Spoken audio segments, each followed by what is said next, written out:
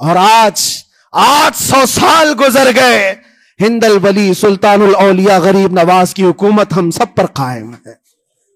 کس بات کی حکومت ہے یہ دلوں کی حکومت ہے۔ اور وہاں جو ہاتھ لگانے کی کوشش کر رہا ہے وہ اپنے ہاتھوں کو بچا لے، آگ تمہارا انتظار کر رہی ہے۔ آج وہ امتحان قیامت تک کی تمہارے ساتھ ہوتا رہے گا، قیامت تک تمہارے ساتھ یہ آزمائش ہوتی رہے گی، کبھی بھوک سے، کبھی ڈر سے، کبھی جانوں کے نقصان سے، لیکن پھر تمہیں دیکھا جائے گا تم بکتے کتنے ہو، نکلتے کتنے ہو، ہواؤں کے پجاری کتنے ہیں، خواہشات نفس کو ماننے والے کتنے ہیں، اپنے کمفرٹ زون میں جینے کے لیے ایمان کا سودا کرنے والے لوگ کتنے ہیں۔ یہ آزمائش ہوتی رہے گی میرے عزیزو۔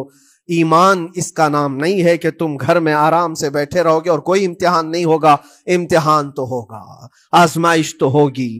آج جو بھی حالات ہیں اس پر میں یہی کہوں گا، ایک بات ہو سکتا ہے کروڑوں مسلمانوں کے دلوں میں آج یہ نروس پن آئے، اتنے برے حالات ہوتے ہیں، اللہ ہمارے ساتھ ہے یا نہیں؟ اللہ ہمارے ساتھ ہے یا نہیں؟ ایمان ہمارا صحیح ہے یا نہیں؟ اسلام صحیح ہے یا نہیں؟ یہ شک بھی شیطان تمہارے دل میں ڈالتا ہے۔ کبھی تمہارے اوپر مصیبتوں کے پہاڑ ٹوٹ جائیں تو شک ڈالتا ہے شیطان تاکہ تمہارا ایمان ڈگمگا جائے۔ میرے عزیزو، مسلمان ہونے کا مطلب یہ نہیں ہے کہ تم صرف محلات میں جیو گے اور تخت و تاج کے مالک ہی رہو گے، ایسا نہیں ہے۔ ایمان والوں کو احد میں 70 جانیں بھی دینی پڑی ہے، بدر میں ان کے ساتھ جو معاملات ہوئے ہیں، فتح اگرچہ بدر میں ہوئی لیکن جنگ احد کا اگر منظر دیکھو گے، اللہ اکبر، وہ رسول پاک صلی اللہ تعالی علیہ وسلم کے شہدائی صحابہ جب احد کے میدان میں کھڑے تھے، 70 صحابہ کی ایسے جانیں گئی ہیں، اگر میں تفصیل بتاؤں تو بہت لمبا وقت ہوگا۔ ایک صحابی ہیں حضرت انس بن نزیر، پورے جسم میں ایک انگلی کے علاوہ کچھ نہیں ملا، کچھ نہیں ملا، شہادت کی ایک انگلی سے ان کو پہچانا گیا۔ حضرت سعد بن ربیع، یہ ایسے صحابی ہیں جن کا پیٹ پورا پھاڑ دیا گیا تھا اور 12 نیزے مارے گئے تھے۔ وہ سید الشہداء امیر حمزہ بھی تو اسی احد کے میدان میں شہید ہوئے، جن کو بھالے سے مارا گیا اور چیر کر کے ان کا کلیجہ چبایا گیا تھا۔ عبداللہ بن جہش اسی میدان میں انتقال کیے ہیں، جن کے جسم کے 80 ٹکڑے کر دیے گئے تھے اور ہر ٹکڑے کا ہار بنا کر ظالموں نے پہنا تھا، ہار بنا لیا تھا جسموں کے۔ یہ سارے منظر احد کے میدان میں ہوئے، اور کون سے ایمان والے؟ وہ رسول اللہ کی اقتداء میں نماز پڑھنے والے، حضور پاک کے چہرے انور کو دیکھنے والے۔ جب ان کے ساتھ یہ آزمائشیں ہو سکتی ہیں تو ہم کون سی گاجر مولی ہیں؟ ہمارے ساتھ بھی آزمائشیں ہوں گی۔ جس کا جیسا ایمان ہوگا ویسا وہ امتحان بھی دے گا، اسی امتحان سے وہ گزارا جائے گا۔ مگر میں آج کروڑوں مسلمانوں کے دلوں کے بارے میں یہ بات کہنا چاہتا ہوں کہ اگر نروس پن ہے کہ یہ حالات ایسے کیوں ہیں، حالات ہر زمانے میں ہوتے رہیں گے۔ ستیزہ کار رہا ہے ازل سے تا امروز، شرار ابو لہبی سے چراغ مصطفی، ہماری تاریخ ہے، یہ تاریخ ہے میرے عزیزو۔ اللہ تعالیٰ قرآن میں فرماتا ہے تِلْكَ الْأَيَّامُ نُدَاوِلُهَا بَيْنَ النَّاسِ، یہ دن ہیں جو ہم لوگوں کے درمیان پلٹتے رہتے ہیں، کبھی تم بادشاہ بنو گے، کبھی فقیر بن جاؤ گے، اور آج جو تخت پر ہیں ہو سکتا ہے وہ کل ڈگر ڈگر گھوم رہے ہوں۔ آج جن کو طاقت کا نشہ ہے ہو سکتا ہے وہ بھیک مانگنے پر بھی مجبور ہو جائے۔ لیکن ایک بات یاد رکھنا، نروس پن اپنے دل میں آنے نہ پائے، ان حالات سے دیکھ کر کے گھبرا نہ جانا۔ ایمان تمہارا سچا ہے، اللہ کل بھی تمہارے ساتھ، آج بھی تمہارے ساتھ، بس تمہاری عبادت میں فرق آنے نہ پائے، تمہارے سجدوں میں کمی ہونے نہ پائے، تمہارے ایمان میں تزلزل آنے نہ پائے۔ اللہ ایک ہے تو ایک ہے، اللہ سچا ہے تو سچا ہے۔ میں نے اللہ کو نہیں دیکھا لیکن اللہ پر ایمان ضرور ہے۔ یہ یقین اور یہ عقیدہ تمہارا مضبوط رہے۔ ہاں، ہمیں معلوم ہے، کچھ لوگ ہم سے پوچھتے بھی ہیں، اللہ تبارک و تعالیٰ پوری کائنات کا مالک، جس نے ہر چیز پیدا کیا اور اس کی عبادت کرنے والے ہو آپ، لیکن پھر اسی اللہ رب العزت کی یہ مسجدیں کیوں ڈھائی گئی؟ کیوں مسجدوں کو ختم کیا جا رہا ہے؟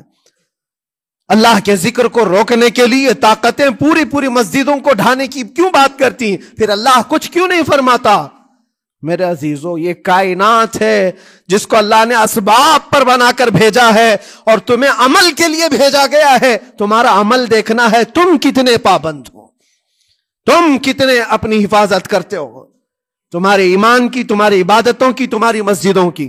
تم مسجدیں خالی کر کے گھوم رہے ہو, فجر کی نماز میں اپنے گھروں پر سوئے ہو اور پھر اللہ کے گھروں کی حفاظت کی بات کر رہے ہو کہ مسجدیں ڈھائی جا رہی ہیں, مسجدوں پر آکرمن ہوتا ہے. یہ ساری باتیں کیوں؟ تم جب ان صفوں کو خالی کر دو گے, یہ مسجدیں چیخ چیخ کر پکارتی ہیں اللہ کی بارگاہ میں, پل بھر میں بنا لی, شب بھر میں بنا لی مسجد تو ایمان کی حرارت والوں نے. من اپنا پرانا پاپی تھا, بچپن سے نمازی بن نہ سکے.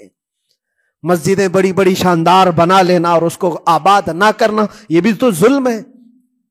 آپ ان مسجدوں کی حفاظت کی جو بات کر رہے ہیں, ان مسجدوں کی حفاظت صرف کمیٹیاں بنانے سے نہیں ہوتی, نمازوں سے ہوتی ہے, اس کے اندر تلاوت قرآن سے ہوتی ہے.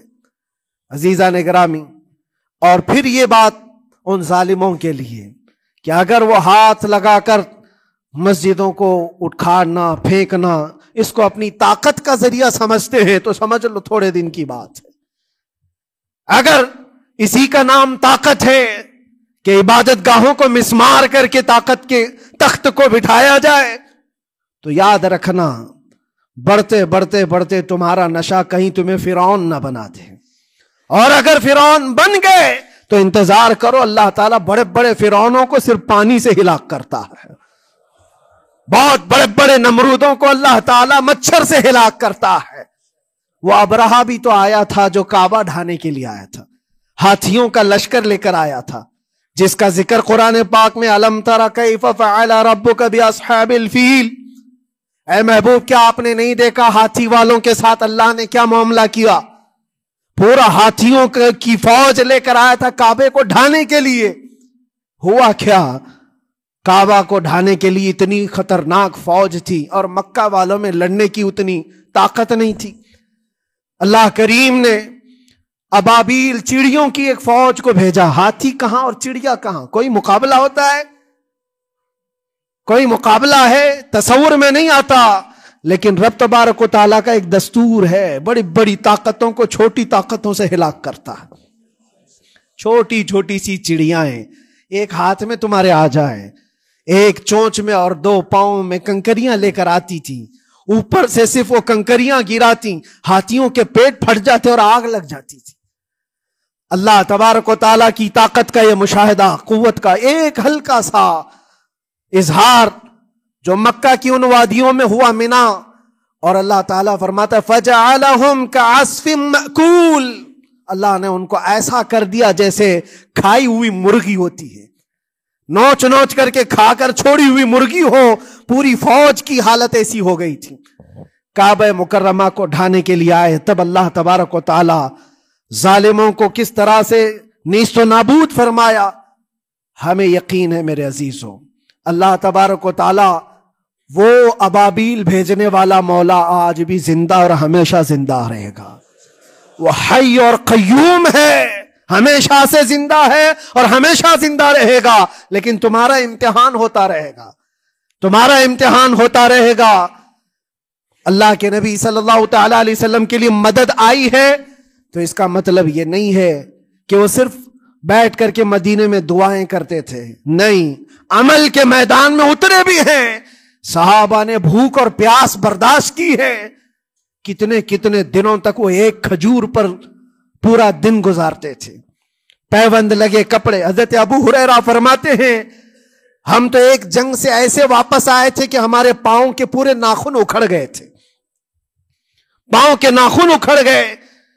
خندق کے میدان میں خود نبی پاک صلی اللہ علیہ وسلم اپنے ہاتھوں سے خندق کھودتے رہے, اور پیٹ پر پتھر باندھنا, یہ سب مشقتیں سٹرگل کیا ہے. پھر اللہ سے یہ دعا کیا مولا تو اپنی مدد بھیج دے, تو اپنے رحم و کرم کی بارشیں برسا. اور ہم یہاں مست کھا پی کر کے پھر دعا کرتے ہیں مدد آ جائے. تم نے محنت کون سی کی, کون سی مشقت کی؟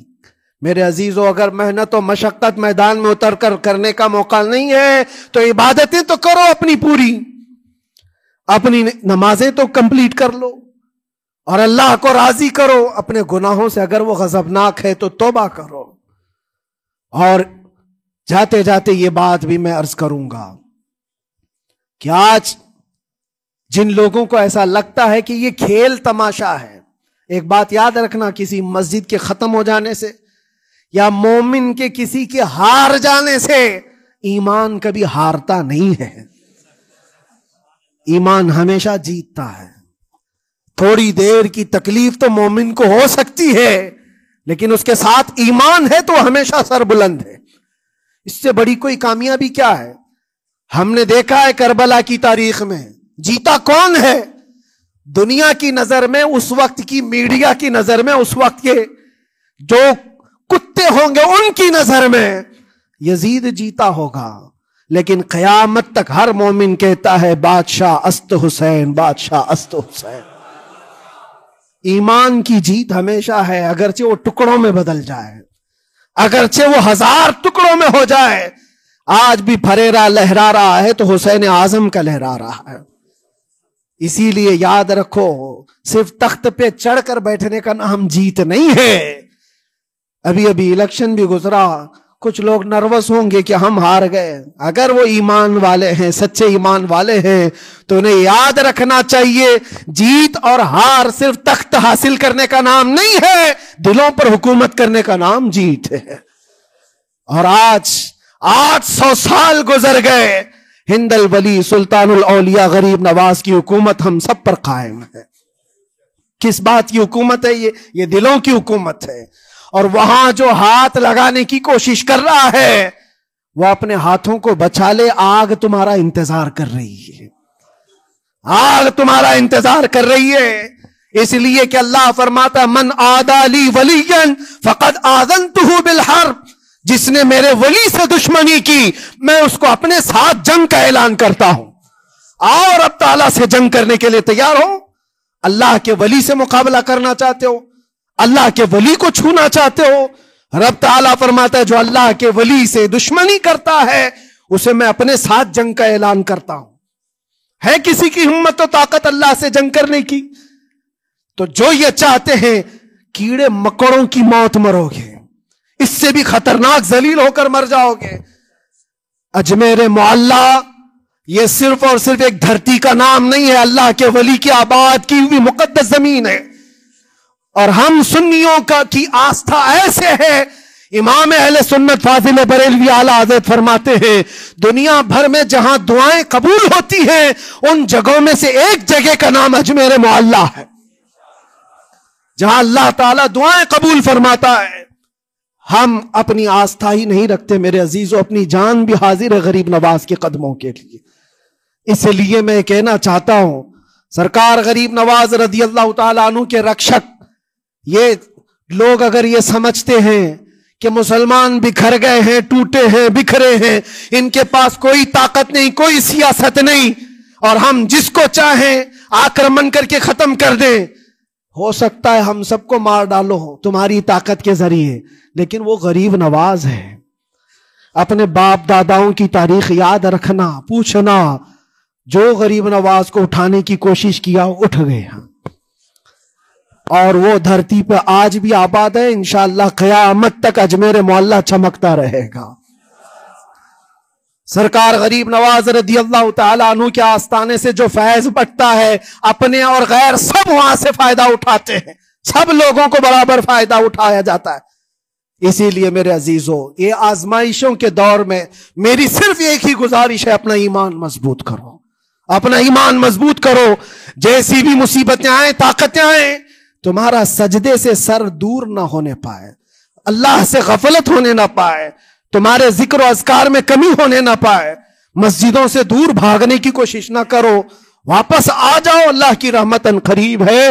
قرآن میں اللہ فرماتا ہے الا ان نصر اللہ قریب، آگاہ ہو جاؤ، بے شک اللہ کی مدد بہت قریب ہے. وآخر دعوانا الحمدللہ رب العالمین.